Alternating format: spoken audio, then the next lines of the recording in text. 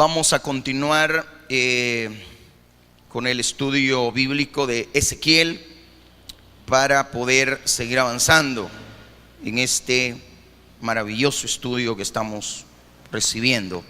Vamos a buscar el versículo 9 y el versículo 10. Si lo tiene, me dice amén.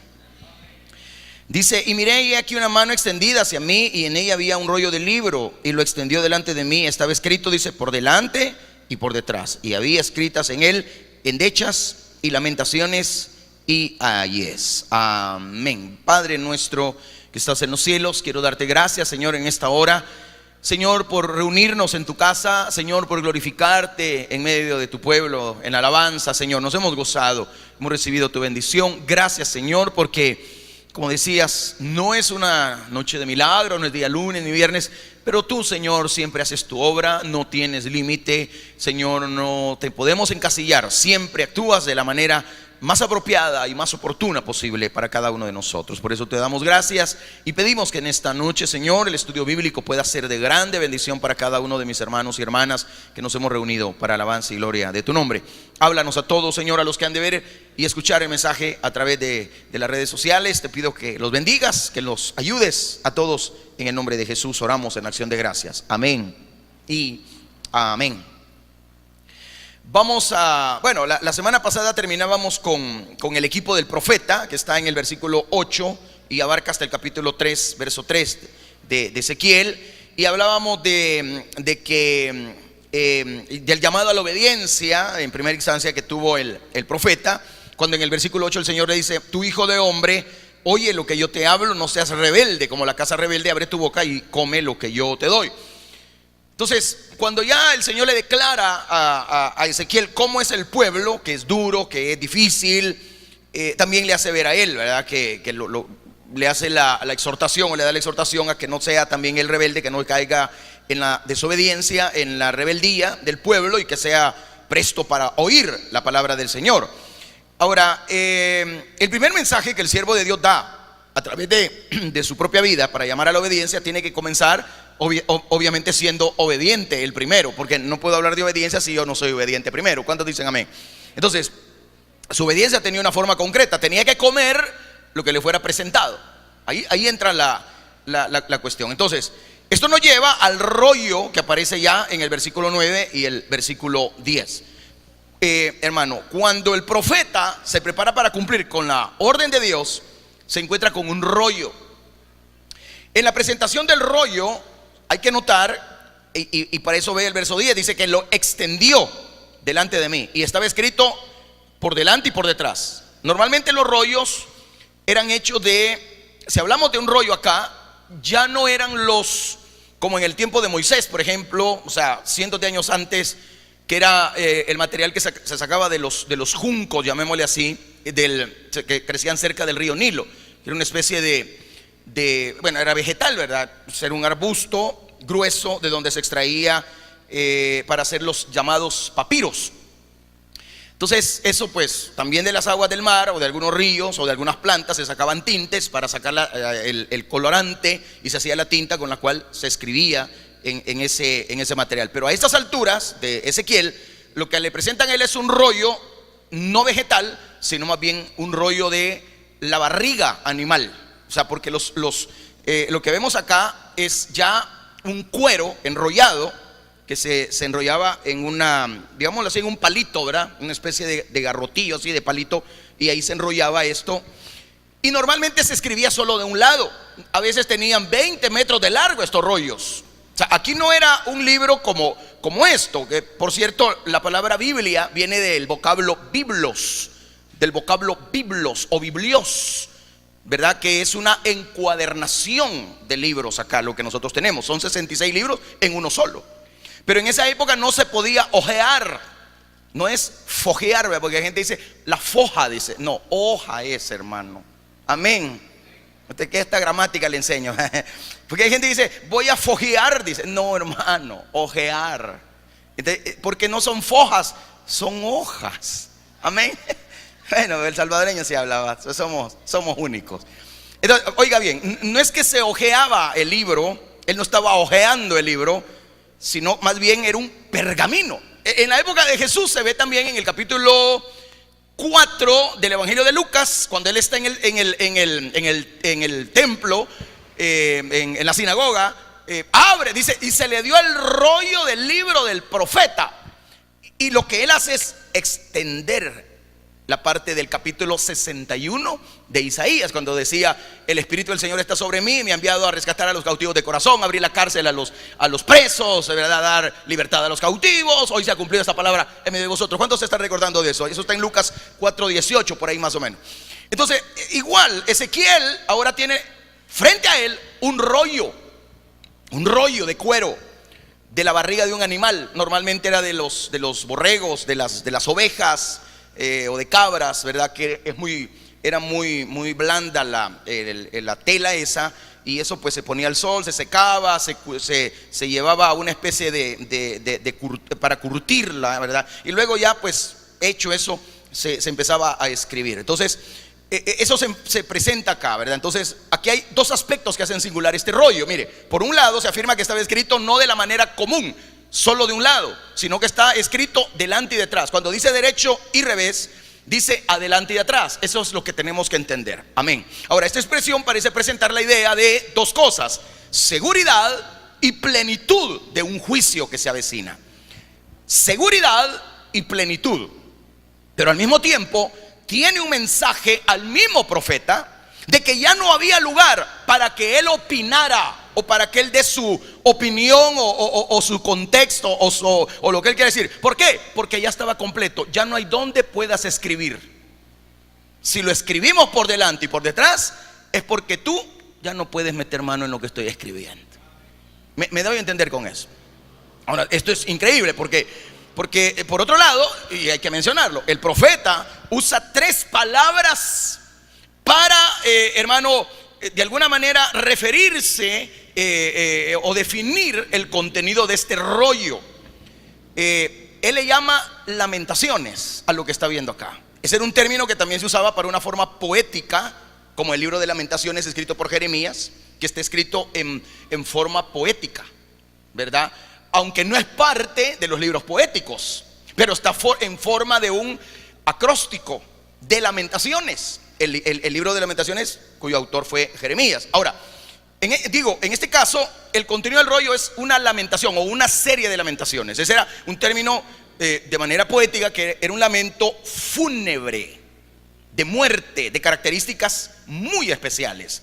Ahora, la muestra más clara se halla obviamente en el libro de Lamentaciones que estoy mencionando, donde se recuerda usted que las mujeres se comían a sus propios hijos porque no había que comer. Llegó una hambruna tan grande a Judá por medio del cautiverio que estaban sufriendo, y no había que comer.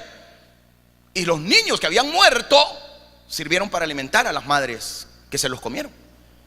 Y había gente que se había tornado negra, en la forma poética de hablar, se tornado de un color negruzco, porque cuando alguien muere de inanición, es decir, que no come y por eso se muere, se torna de color negro, debido a que le falta la vitamina E, debido a que le falta el colágeno en la piel, debido a que el pH de la piel, del cuerpo, también se muere, debido a que no se está nutriendo. Por eso la gente que muere de inanición queda prácticamente de un color negro, pero negro cenizo. ¿Comprende lo que digo? O sea, es bien feo esa imagen de que alguien muera de hambre. A veces uno dice: ay, me ando muriendo de hambre. No, o sea, es un término de exageración, es una hipérbole la que usamos, que andamos con un filo, ¿verdad?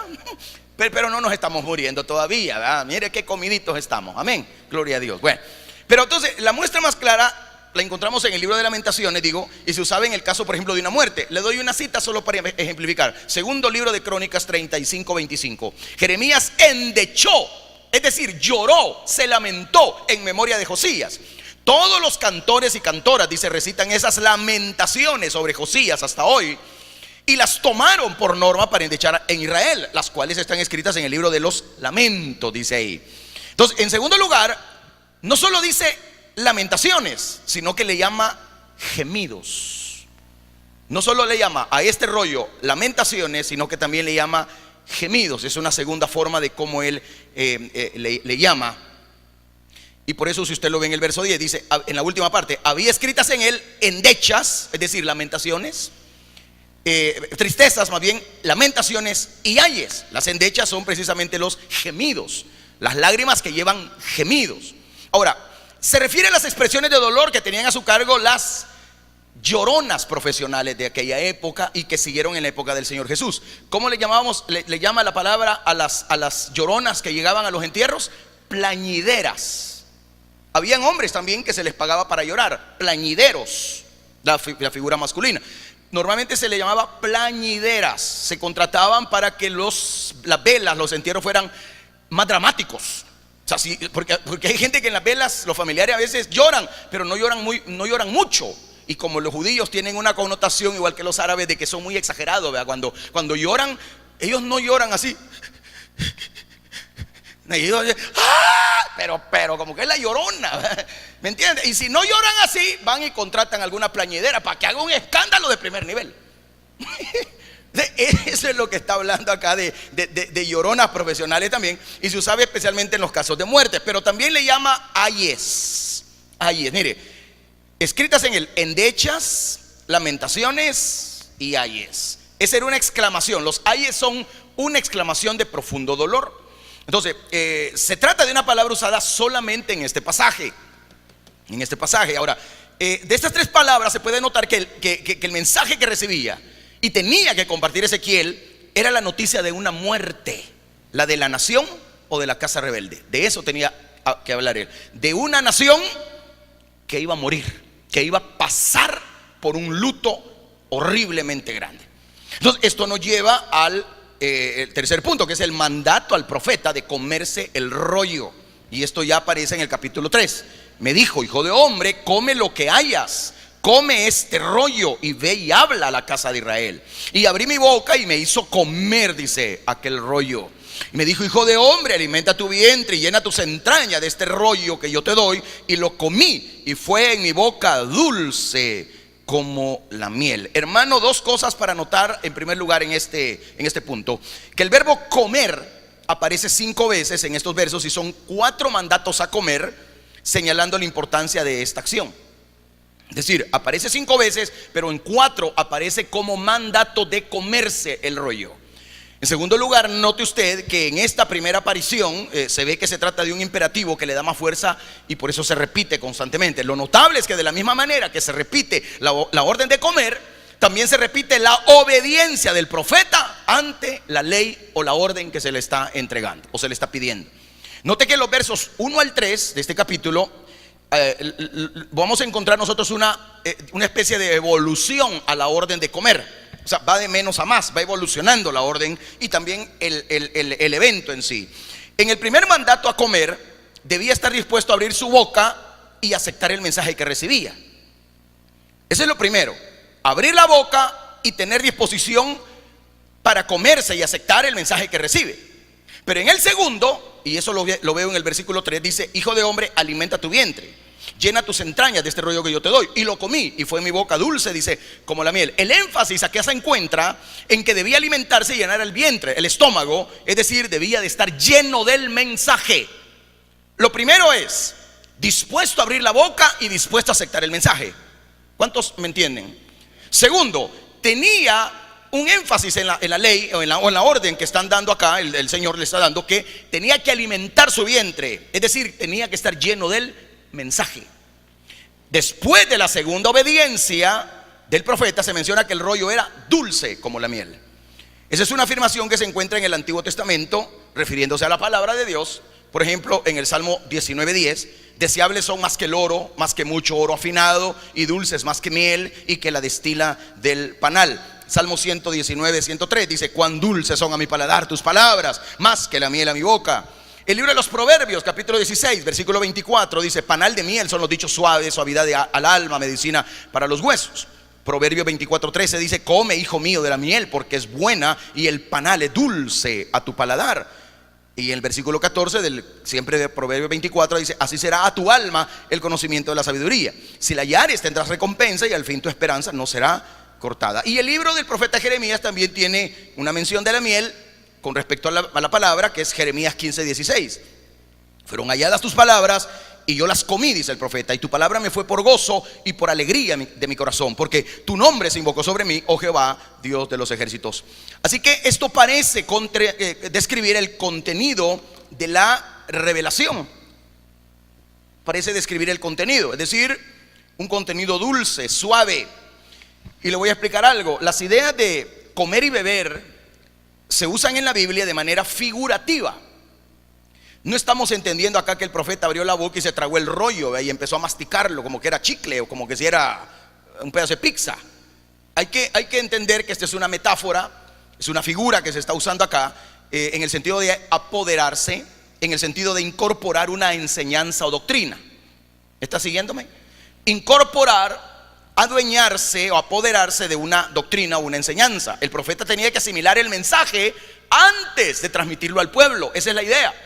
Primero me lo como yo, lo digiero, para luego entregárselo al público, al oyente que lo está queriendo recibir también. ¿Para qué? Para que también usted se lo coma. Esa es la bendición de la palabra. La palabra no solamente es de venir, oír, irse igual. Es como que te pongan un buen plato, un buen filete y solo lo mires y te vayas sin siquiera probarlo. ¿De qué sirvió? Pérdida de tiempo para ti y para el que te sirvió el plato. ¿Entiendes lo que estoy diciendo? A veces hay gente que se deleita en un partido de fútbol, se está comiendo a los jugadores ahí, ¿verdad? Está viendo una película ahí, y está ahí con la emoción. Igual debe ser la palabra, mejor debe ser la palabra, porque al fin y al cabo el fútbol no me da de comer a mí, la película no me da de comer a mí, pero la palabra de Dios es viva, es eficaz, más cortante que espada de doble filo. ¿Cuántos dicen amén? Entonces eso es lo maravilloso de la palabra. La palabra es para vivirla, para ponerla por obra, para comerla, disfrutarla, gozarla, vivirla, enseñarla. Amén, hermano amado. Por eso el profeta tenía que asimilar el mensaje. Por eso primero le muestran la gloria, y hemos venido aclarando esto del primer capítulo. Le muestran la gloria, le muestran la obediencia a los querubines, le muestran la santidad de Dios contra la santidad que también tenían los querubines, la humildad que presentaban ellos, esa gloria, hermano, que siempre está delante del Señor y que también acompaña a los santos hijos del Señor. Entonces esa bendición se la muestran a él para hacerle entender que lo que viene a continuación es tan grande que vale la pena atesorarlo en el alma, en la mente y el corazón. Y eso es lo importante de ser cristiano. En ese sentido es necesario notar que después del verbo comer viene otra frase, y es la frase: ve, habla a la casa de Israel, cómete el rollo, cómete la palabra, asimílala, llena tu vientre, llena tus entrañas. La traducción que podríamos encontrar en el caso de vientre puede ser el estómago, pero es mucho más. Por ejemplo, cuando la Biblia habla de entrañas, en el caso de Hechos de los Apóstoles 1, cuando encontramos a Judas que se había ido a colgar, ¿se acuerda? Dice que cayéndose, rompiéndose la rama, se cayó y se le salieron. Cuando hablamos de entrañas, hay gente que cree que son las tripas. No, ahí habla de entrañas en el sentido de los sesos, la masa encefálica. O sea, se quebró la rama, no aguantó con el peso de aquel hombre y ¡pa! ¡Pum! Se le partió la cabeza, el cráneo, y se le salieron los sesos. Y a eso se referencia. Es decir, la connotación que tenemos que entender es: come el libro y deja que tu interior se satisfaga con mi palabra. Deja que tu interior se llene de esta rica revelación que yo te estoy dando. Y una vez tú lo goces, y una vez tú lo asimiles, serás capaz, y solo así serás capaz de darle a los demás el alimento que tú mismo has gozado y que pones por obra. Dele gloria al Señor. Y esa es la bendición. Por ejemplo, cuando uno, y eso usted lo puede entender fácilmente dentro de sus actividades diarias. Lo que usted disfruta, lo que usted goza, a usted le encanta hacerlo. ¿Sí o no? Y hablemos de la obra de Dios. En el ministerio donde tú sirves y lo estás haciendo muy bien, tú te gozas, por eso lo estás haciendo bien, porque te gozas en lo que haces. Vienes cansada, vienes rendido, pero te paras en una puerta, das la bienvenida con la mejor de las sonrisas, aunque por dentro el juanete no te deja, ¿verdad? Tienes problemas en la iglesia, porque ¿quién no tiene problemas en una iglesia? Estamos llenos de pecados aquí todos. ¿Cuántos dicen amén? Pero tú no abandonas al Señor, porque tú sabes que los hombres te fallan, pero Dios nunca te falla. Has aprendido a verlo a Él como el blanco perfecto, y viéndolo a Él, las cosas pueden pasar, las cosas pueden venir y se van a alargar, pero Dios siempre permanecerá bendiciendo tu vida. Dale gloria al Señor. Entonces, por eso es que cuando uno encuentra a dónde le puede servir bien a Dios, hay que disfrutarlo. Si tú eres un maestro que disfruta dar clases, ayudar, bendecir a los niños con la palabra que tú recibes, con la palabra que tú te alimentas, hombre, estás haciendo una labor extraordinaria. Por eso yo le decía a los maestros cuando les impartí las clases de la educación para los niños, que ya ni las continuamos por cuestiones de tiempo, cuestiones de tantas cosas, ¿verdad? Y porque algunos ni venían siquiera a las clases. Entonces a veces uno hace el esfuerzo para que no vengan, es bastante complicada la cosa, pero vaya, los que aprenden son verdaderos maestros. ¿Por qué? Porque un verdadero maestro también es un verdadero alumno. Yo como predicador de la palabra, yo no solo vengo a dar lo que se me ocurre, no, yo primero lo estudio, lo analizo. Como decía la hermana Marix un día de esto, la pastora decía, el pastor pasa y dice, leamos un versículo una vez, lo vuelve a leer, lo vuelve a leer, lo vuelve a leer, lo vuelve a leer, hasta que Dios le empieza a hablar en la palabra y empieza la revelación. Eso es lo que en teología conocemos como la contemplación divina. Así se llama eso, contemplación divina. Está amparado dentro del latín la lectio divina, la lección divina. La lectio divina tiene esas partes donde uno hace una contemplación, y cuando uno contempla la palabra, Dios empieza a hablar a través de un solo versículo. A través de un solo versículo Dios empieza a tocar tu corazón, Dios empieza a hablar tu vida. Pero cuando tú eres maestro y ni siquiera te conviertes en un estudiante, ¿qué vas a enseñar? Y no gozas lo que estás haciendo, ¿qué vas a enseñar? Tú eres de los que da profecía, tú te gozas dando la profecía porque sabes que Dios te está usando como un vaso de honra para bendecir al pueblo. Pones manos y los enfermos se sanan. Le das la gloria a Dios. ¿Por qué? Porque te has convertido en un instrumento de bendición para la bendición, valga la redundancia, del pueblo en general.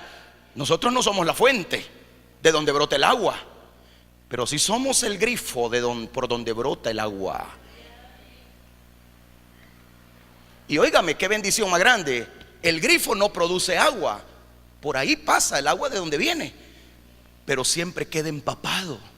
Así nosotros no producimos nada, Él lo produce en nosotros para que la bendición también redunde en cada uno de los que somos instrumentos en las manos de Dios. ¿Cuántos alaban a Cristo? Entonces, esto queda claro que es importante, que hay dos imperativos acá que dan fuerza, ¿verdad? Cuando Él dice, ve, habla a la casa de Israel. Son dos imperativos: ve y habla, ve y habla. Como cuando el Señor en Mateo 28:19 dijo, por tanto, id. ¿Escuchó lo que dije? Pero antes de decir por tanto, Él había dicho en el verso 18, toda potestad me es dada en los cielos y en la tierra. Por tanto, o sea, como diciendo, si yo tengo la autoridad arriba y abajo, porque la tiene, ¿sí o no? Yo también les otorgo autoridad a ustedes para que vayan y hagan discípulos a las naciones. Entonces aquí Dios le está diciendo al profeta, ve. Como cuando le dijeron a Gedeón, ve con esta tu fuerza. ¿Quién era Gedeón? Un cobarde igual a mí. Andaba escondiendo el grano de los enemigos, ¿o no? Cuando el Señor llega ahí y le manda a decir, varón esforzado y valiente, que de esforzado y valiente no tenía nada. Amén. Por eso le dijo, ve con esta tu fuerza. Convierte la fuerza del Señor en tu motor para que te muevas en efectividad delante de Él. Eso está diciendo ahí. Entonces, veamos a continuación. El profeta tenía que asimilar el mensaje antes de transmitirlo al pueblo. Entonces viene y le dice, ve, habla a la casa de Israel. Es importante notar que aquí hay una fuerza en lo que se está diciendo. Por último, hay que tener en cuenta que lo que Dios le pide es que predique lo que ha recibido. No tenía que buscar o inventar un mensaje, sino de lo que Él mismo le había dado que tenía que hablar. En el contexto del rollo se debe recordar que Ezequiel estaba aún en Jerusalén cuando Jeremías escribió el rollo y lo envió para que lo escuchara el rey. Oiga, esto fue en el 606 antes de Cristo, año 606 antes de Cristo. Esa fue la fecha cuando se escribe el rollo. Y le voy a dar, bueno, usted lo lee en su casa porque es largo. Es Jeremías capítulo 36. Ahí va a ver usted en Jeremías 36 que el rey Joacim, hijo de Josías, el reformador, le dio fuego al rollo que Jeremías escribió. No quiso recibir la palabra. Ahí lee el capítulo 36 para que se dé cuenta. Ahí lo va a encontrar. Si usted recuerda, si lo ha leído, y si no, pues léalo. El rey no escuchó más que una pequeña parte de aquel rollo, de aquella palabra del profeta Jeremías, antes de romperlo y quemarlo. Antes de romperlo y quemarlo. Entonces, de manera que el profeta recibió orden de volver a escribir lo que Dios ya había revelado. O sea, se quemó. Ahora la orden es: vuelve a escribirlo. Yo no me quedo sin palabra, vuelve a escribirlo. Igual como Moisés quebró las tablas de la ley por el mentado becerro de oro. ¿Alguien se está acordando? ¿Qué hizo Dios? Venite por acá otra vez, venite para arriba. Venite. Vamos a volver a escribir la ley. A mí estos no me van a ganar. Como dice aquí, vea, para que sepan que siempre hubo profeta en medio de ellos. O sea, aquí no se va a quedar Dios sin testimonio. La palabra de Dios se cumple porque se cumple, se cumple porque se cumple. Alabado sea el Señor. Entonces viene el rey y dijo: no, vamos a quemar eso. Y no solo eso, mandó preso al profeta. Entonces viene y el rollo de Ezequiel estaba escrito de manera completa, ya no solo por un lado, ahora de los dos lados. Y tenía que ser asimilada la palabra que se está entregando. Entonces esto nos da una connotación maravillosa. Y por eso es que quiero ver si lo que sigue es lo que quiero dar al final. Ahí está. Óigame bien, esto es el bosquejo que subí la semana pasada. Tenía hasta donde he llegado en este momento. Esto es lo nuevo que le va a aparecer a usted junto con el mensaje que voy a subir a YouTube. Esto es un apéndice más que yo le doy para que agreguemos dos connotaciones que me encantan en la vida de Ezequiel. Y en primer lugar es que, mire, vemos la fidelidad de este hombre. Estaba cautivo, estaba en una situación dura, difícil. Pero vea usted, hay una serie de formas en que a Ezequiel se le exige fidelidad. Diga conmigo: fidelidad. Oiga bien, la fe. ¿Cuántos tienen fe? La fe, dice Hebreos 11, que es la certeza de lo que se espera, la convicción de lo. Pero la palabra fe lleva una raíz, la misma raíz, que es de fidelidad. Fidelidad. ¿Quién es el autor y consumador de la fe? Nuestro Dios Todopoderoso. Por eso dice: puesto los ojos en el autor y consumador de la fe, Cristo Jesús, Señor nuestro. Pero porque Él es el autor y consumador de la fe. Es decir, Él inventó la fe y Él la sostiene, la fe. Pero solo es porque Él crea lo que dice. Porque Jesús crea lo que Él predicó, ¿o no? Él cree lo que Él predicó, ¿o no? Claro que lo cree, por eso lo predicó. Y no lo hubiera predicado. Él cree que te puede sanar. ¿Tú lo crees? Ahora, pero ¿cuál es la base de Jesús? ¿Cuál es la base de Dios para hablar de fe? Su fidelidad. Porque fe y fidelidad van de la mano. Hay gente que cree, pero no es fiel. Entonces, si usted cree, pero no es fiel, usted realmente no tiene fe. Usted solo cree. Aún los demonios creen y tiemblan. Pero como no son fieles, no hacen la voluntad de Dios. ¿Comprende lo que estoy diciendo? Hacer la voluntad de Dios es ser fiel.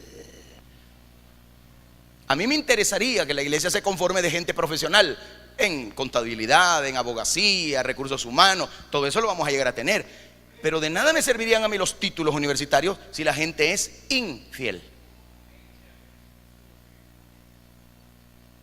Yo prefiero que alguien no tenga un título colgado en la pared de su habitación, pero que sea fiel a Dios, a las autoridades de la iglesia y principalmente también a su familia, a lo que ha creído. Entonces, lo que estoy hablando acá es, y esto lo menciono porque nos da la pauta para entender, que en primer lugar, ahí tiene usted 4 puntos. En primer lugar, se pide a Ezequiel que entregue su mensaje a su propio pueblo. Versículo 5 del capítulo 3 dice: porque no eres enviado a pueblo de habla profunda. Es decir, no te estoy enviando allá a otra nación, a una lengua difícil, a una lengua que tú no entiendes. No, te estoy enviando a tu mismo pueblo, a la casa de Israel. Yo no te envío a un lugar donde ni siquiera vas a conocer el idioma o sus costumbres. No, te estoy enviando a ellos, de donde tú perteneces. Y eso es importante porque Jesús, por ejemplo, reconoció la dificultad cuando habló de que los profetas eran honrados en todas partes, excepto en su propia tierra. Predicarle al mismo pueblo de uno no es fácil. Amén. Por eso es que hay un montón de pastores, llamémosle así, de que se han ido de un lugar a otro. En la casa nadie dio 5 por ellos. En otro país los atesoraron como agua de mayo. Sí. Y no estamos lejos. No estamos lejos. Hay gente de otros países que atesora esta palabra y quisiera estar donde usted está sentado ahorita. Porque no es lo mismo ver desde un teléfono, desde una computadora allá en New Jersey, que estar sentado en primera fila aquí, o por lo menos allá donde está hermano Techin, hermana Miriam, hermana Delmi. O sea, por lo menos ahí. Entonces, quisieran estar ahí, o allá donde está la hermana Lidia. Pero estar oyendo de primera mano el mensaje y gozarse y sentir la gloria de Dios en la vida misma de cada uno de nosotros. Entonces, lo que estoy diciendo es que Jesús dijo en Mateo 13:57, se escandalizaban de él, pero Jesús dijo: no hay profeta sin honra sino en su propia tierra y en su casa. A ti en tu casa no te creen. Tu mujer no te cree. Tu marido te dice: a ver, al pastor va, vea. Saber. No me quiero meter en eso. Bueno, de hecho me está viendo o no me está viendo. Pues ni modo que estuviera ciega, ¿va? O ciego. Por supuesto que lo veo y lo oigo, dígale.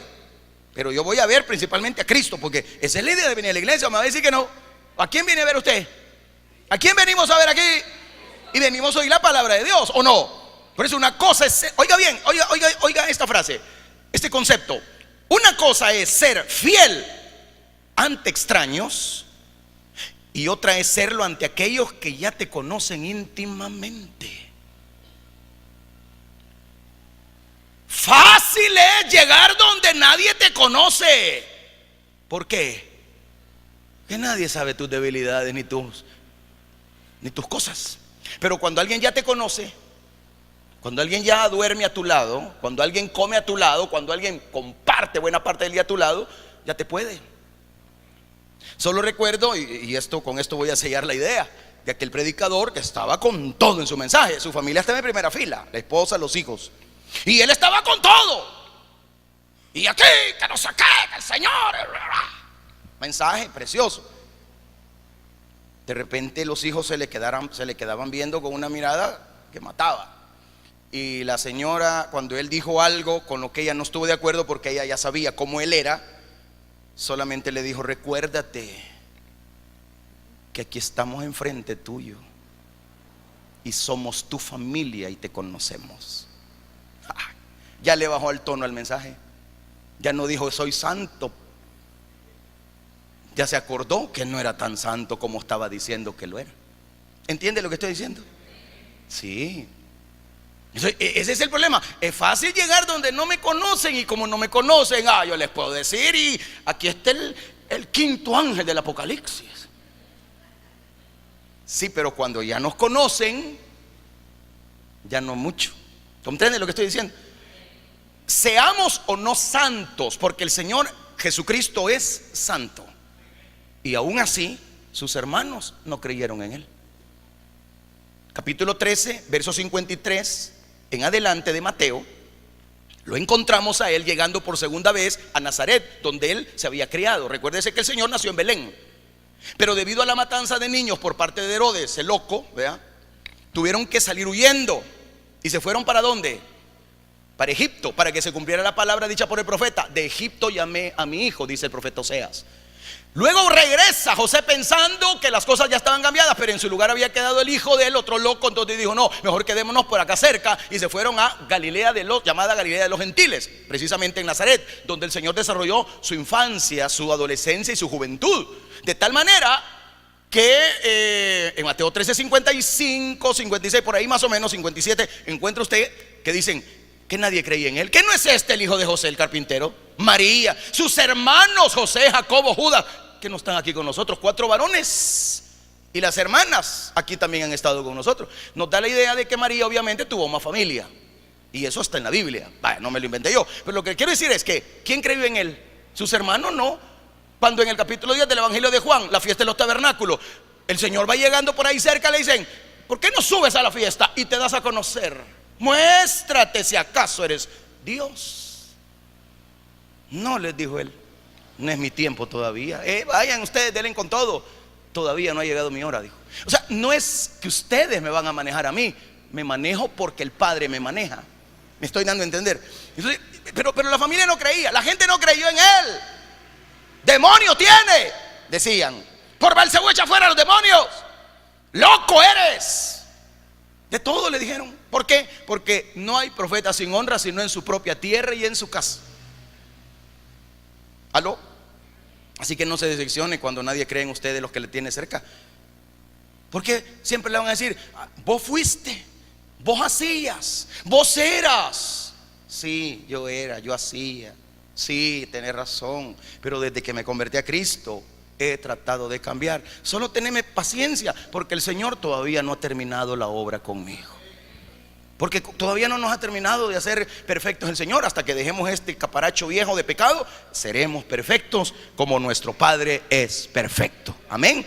Entonces, vea usted, una cosa es ser fiel ante los que no nos conocen, ¿verdad? Pero otra con los que ya no pueden. En segundo lugar, Dios pidió fidelidad al mensaje mismo. Oiga, fidelidad al mensaje mismo.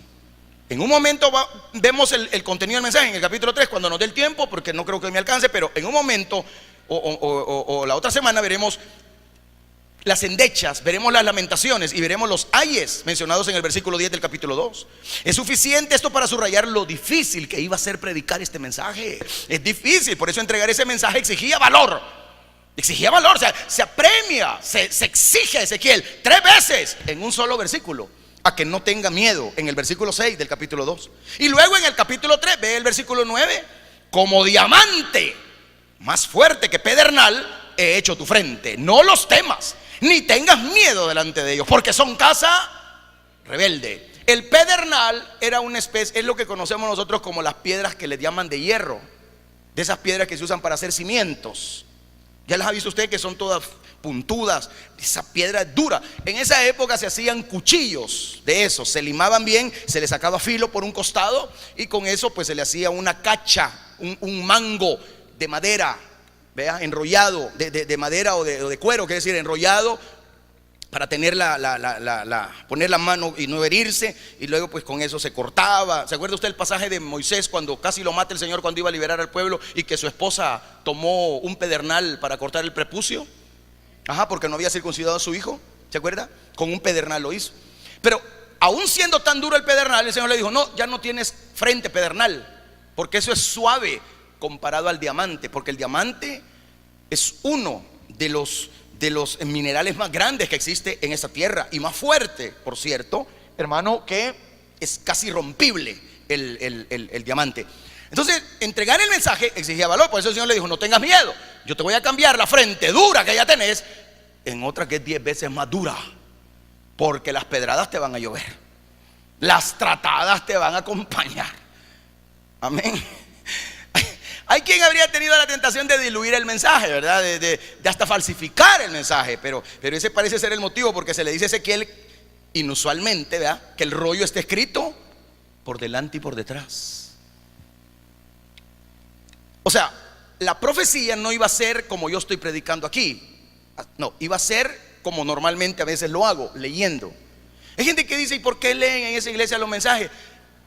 Si hubieras nacido en 1700, escuchando a Matthew Henry, escuchando a Jonathan Edwards, escuchando a Bunyan, a Wesley, a Craven, o sea, si hubieras estado en una iglesia en esa época, los mensajes eran leídos, porque los mensajes eran escritos a mano. Duraban 3 horas y media, los mensajes hasta 4 horas. Ellos se ponían en un curuchito en las iglesias así, porque no había sonido.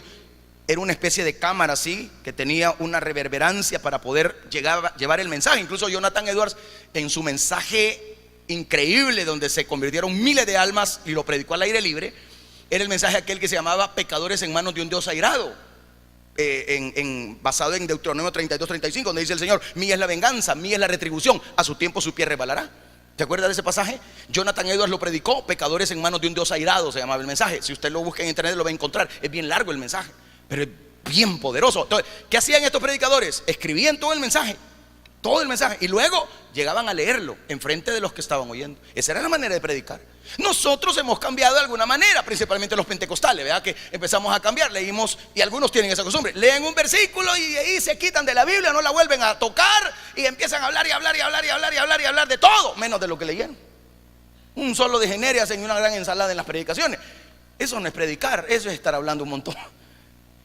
Y entonces lo que le quiero decir es de que este hombre, igual que las cartas de Pablo, no eran tampoco que Pablo daba un mensaje y empezaba a hablar lero. No, enviaba la carta y llegaban a la congregación, llevaban la carta a la congregación, la sacaban, la desarrollaban y empezaban a leer: Pablo, apóstol de Jesucristo, por la gracia a los repatriados en el Ponto, Galacia, y empiezan a leer la carta para todos. Esa era la manera de predicar en esa época. Igual los profetas, muchas veces era una revelación que no era escrita sino verbal, pero en este caso fue una revelación escrita, donde el puño y letra del profeta no tenía nada que ver. Dios exige que sus profetas sean fieles. Dios exige que sus profetas sean declarando todo lo que Dios quiere que se declare. Ezequiel tenía que ser fiel a todas las palabras que Dios le había hablado. Versículo 10: me dijo: hijo de hombre, toma en tu corazón todas mis palabras que yo te hablaré y oye con tus oídos. Es el mismo pensamiento que se expresa, hermano, posteriormente. Cuando usted lee, por ejemplo, en el versículo 2: abrí mi boca, me hizo comer aquel rollo, me dijo: hijo de hombre, alimenta tu vientre, llena tus entrañas de ese rollo que yo te doy. Lo comí, fue mi boca dulce como la miel. Pero váyase hasta el capítulo 13 de Ezequiel, allí, ya que usted tiene abierta su Biblia, veamos el versículo 2 y 3. Vea usted la exhortada que pega aquí el Señor a los profetas, vea, insensatos.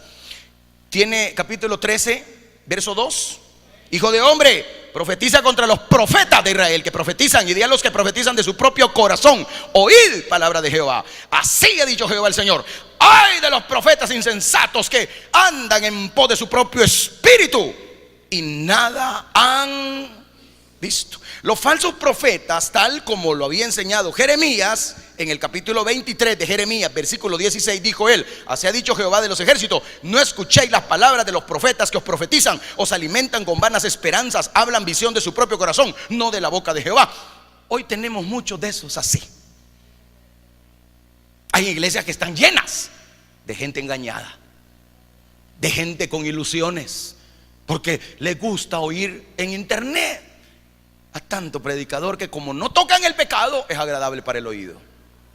Solo te hablan de prosperidad, solo te hablan de bendición y de éxito. Y yo siempre he estado de acuerdo en que Dios bendice, que Dios da, que Dios multiplica. Cuando dicen amén? Sí, pero debe haber obediencia, y es lo que menos te hablan en el internet. Es de lo que menos te hablan hoy un montón de profetas, de apóstoles mentirosos que se levantan hoy. Igual, esto no es nuevo, ya Jeremías lo había dicho. A Ezequiel se le estaba exhortando también a no ser como ellos. Ezequiel forma parte, hermano, de un largo linaje de predicadores fieles, fíjese. Entre ellos está Elías. ¿Se acuerda del profeta Elías? Se opuso a todo el sistema establecido nacional, desafiando a los mismos profetas de Baal, matando 400 y más profetas, y condenando a Acab y a Jezabel, hermano, por el asesinato de Nabot, porque se habían apropiado de la viña de él. ¿Se acuerdan? Que hasta la señora un ayuno puso en ayuno a los demás para robarle la viña a Nabot y lo mató. Mire los ayunos. Hombre, como dijo Isaías: no, hombre, el ayuno que yo les estoy pidiendo no es que aguanten hambre, que circunciden el prepucio de vuestro corazón, que hagan bien a los demás, que hagan justicia, que sean justos con los demás. De eso trata la palabra, de eso trata el ayuno. ¿Comprende lo que estoy hablando? Entonces, lo que vemos ahí, eso está en primer libro de Reyes, capítulo 18, ahí lo lee usted en su casa, y en el capítulo 21, ahí se va a dar cuenta de lo que estoy hablando. Vemos en acción al profeta Elías. También tenemos a Natán. Natán era el profeta que se atrevió a confrontar al rey David por el adulterio que tuvo con Betsabé y por haber mandado a matar al marido. En el segundo libro de Samuel, capítulo 12, está eso también. Amós, ¿se acuerda de Amós? Quien dijo: tu siervo no es profeta ni hijo de profeta, tu siervo es un boyero. Él se enfrentó al mal, aún en el mismo santuario del rey en Betel. Y predijo una terrible situación, un fin horrible para Amasías, el sacerdote real, el sacerdote de turno, por intentar que se callara Amós. Eso está en Amós capítulo 7. Ahí lo lee también usted. Le estoy dejando tarea para que pase ocupadito. Es posible que Ezequiel conociera a Jeremías. De hecho lo conoció, porque según se cree, Jeremías instruyó en cierta manera a Ezequiel, y Ezequiel también estuvo colaborando de alguna manera. Algunos dicen que fue posible, otros dicen que no. Bueno, Hasta que esté en el cielo les voy a preguntar si es cierto que se conocían. Pero lo que le quiero decir es de que tenían una relación. Obviamente Jeremías no estuvo cautivo, Jeremías estuvo fuera del cautiverio, pero Ezequiel sí fue cautivo. Entonces tenemos que entender que Dios prometió hacer una ciudad fortificada en Jeremías 1:18, porque aquí que yo te he puesto en este día como ciudad fortificada, como columna de hierro y como muro de bronce contra toda esta tierra, contra los reyes de Judá, sus príncipes, sus sacerdotes y el pueblo de la tierra. Esa fue la palabra para Jeremías, porque también se iba a enfrentar a los sacerdotes que no querían palabra de Dios. El mismo pueblo de Dios no queriendo palabra de Dios. Y entonces, ¿cómo se van a alimentar? Pues el mismo pueblo de Dios que dice que ama no quiere la palabra. Y entonces, pues, por eso en ese linaje de profetas valientes se levantó en el Nuevo Testamento un hombre al estilo antiguo testamentario llamado Juan el Bautista, vestido de pelo de camello, comiendo chapulines en el desierto, ¿verdad? Y miel silvestre. Ahí se levanta como una voz que clama en el desierto. ¿Se recuerda de él? De acuerdo con el propio testimonio de Jesús, el Bautista fue el más grande de todos los profetas. Y ese testimonio lo dio el mismo Señor Jesucristo en Mateo capítulo 11. Cuando los mensajeros de Juan el Bautista llegan a preguntarle: Señor, ¿eres tú el que había de venir o hemos de esperar a otro? El Señor no perdió tiempo diciéndole: díganle al hermano Bautista, al hermano Juan, que yo hago aquí. No, los ciegos ven, los sordos oyen, los mudos hablan, el cojo salta. Bienaventurado todo aquel que no haya tropiezo en mí, dijo el Señor Dios Todopoderoso. Sí, pero de cierto digo que de todos los profetas, ninguno como Juan. Grande, valiente, fiel al mensaje, valiente ante los sacerdotes que querían meterse al agua para bautizarse, para quedar bien con el pueblo. Y cuando iban entrando al agua, iba agarrándose las túnicas ahí y queriendo entrar, les dijo: generación de víboras. Yo solo me imagino ese cuadro. Cuando los tipos bien contentos a meterse al charco, ahí en el Jordán: generación de víboras, ¿quién nos enseñó a vosotros a huir de la ira venidera? El hacha, la verdad, está puesta para que todo árbol que no da buen fruto sea cortado y echado al fuego. Haced pues vosotros fruto digno de arrepentimiento.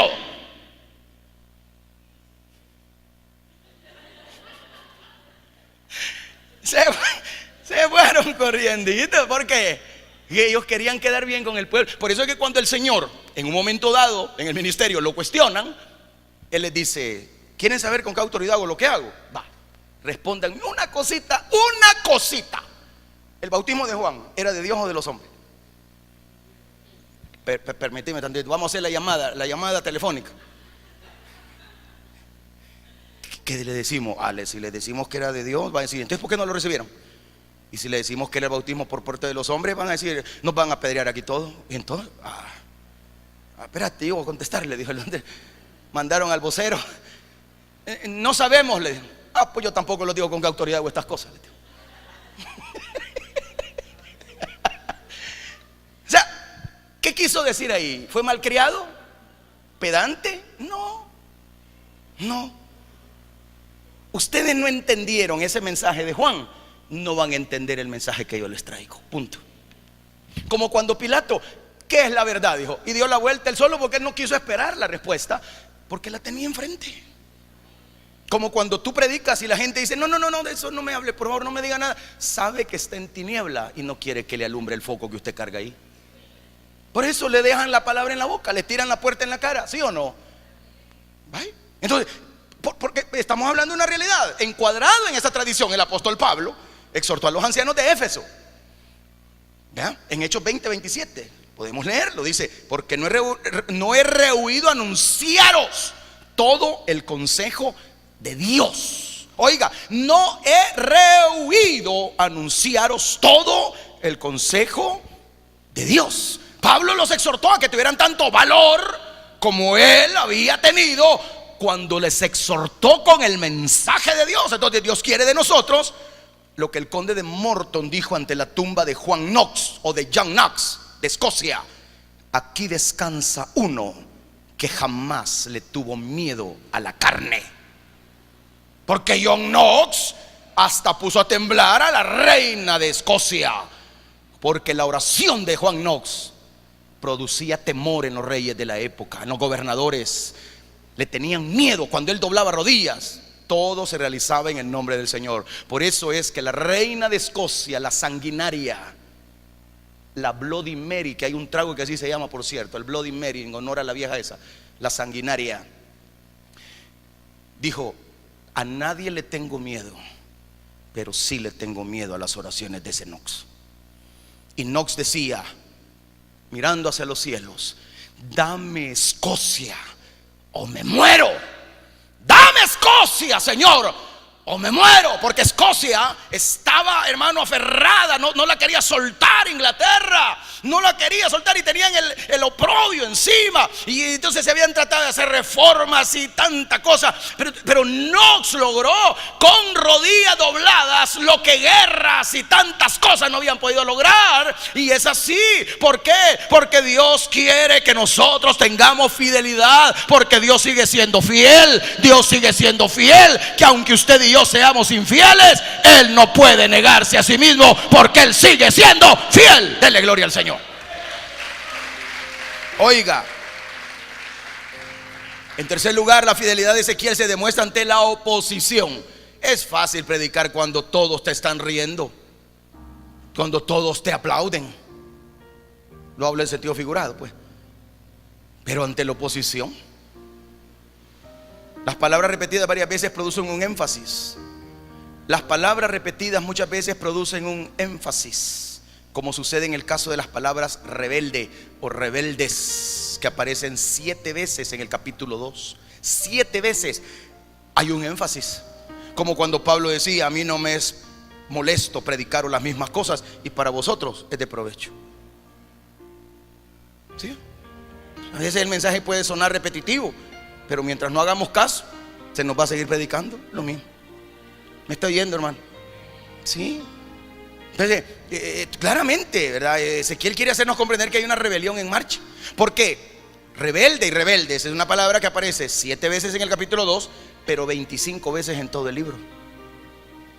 O sea que no era gente sencilla, eran rebeldes. El pueblo de Israel se había rebelado contra Dios. Eran de duro rostro, de empedernido corazón, se negaban a escuchar la palabra. Por eso, hermano, Ezequiel, o sea, este es un asunto al que Ezequiel va a volver más adelante a hablar de la rebeldía, hablar de la connotación, describiendo al pueblo de duro corazón, etcétera, acusando a la esposa de Dios de convertirse en prostituta, quebrantando el pacto nupcial con Dios. Porque eso es lo que vemos en el capítulo 16, versículo 1 al 22, cuando se habla de la infidelidad de Jerusalén, llamándole prostituta. Principalmente el versículo 8 del capítulo 16 dice: pasé otra vez junto a ti, te miré, he aquí que tu tiempo era tiempo de amores. Le está llamando prostituta, infiel. Extendí mi manto sobre ti, mi señal de redención, y cubrí tu desnudez, tu vergüenza, prostituta. Y te di juramento y entré en pacto contigo, dice Jehová el Señor, y fuiste mía.